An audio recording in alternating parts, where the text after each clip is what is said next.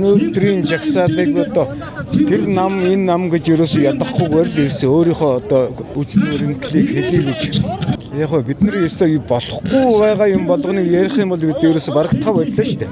Цалин дэтгэврээс ахуулаад ажил орлого тэгэл энэ байгалийн баялаг ерөөсөө Монголын ард түмэнд энийг тоочоод ерөөсөө барагдахааргүй зовлон боллоо шүү дээ. Одоо тэгээд дэтгэврээ нэмж чадахгүй, цалингаа нэмж чадахгүй, ажил орлого байхгүй.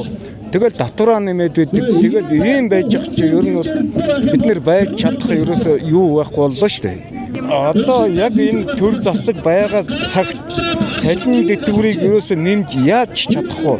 Ягаад гэвэл Монгол банк нь манай засгийн газар хариалагддаг байхгүй юу? Монгол улсыг гадаадаас валютын сан гадаад дотоодын банкны эзэд Монголын дотоодын банкны эзэд энэ олон арилжааны банкуд ингээд мөнгө хүүлдэг ийм тогтолцоо байгаа учраас бидний одоо энэ цалин дэтгэврийг нэмнэ гэж юусоо хэзээ чадахгүй байхгүй. Эднэрийг заавал тарааж иж өөрчилж иж энэ засгийн газрыг өөрчилж иж бид нэр өөр одоо ажилттай орлоготой цалинтай энэ олон татврын дарамтгүйгээр одоо тэгээд маш олон юмыг бид нэр өөрснөө ард түмэн нэгжиж ард түмэн өөрснөө хийж чадах байхгүй юу? Тэрнээс одоогийн засгийн газар хийж чадахгүй.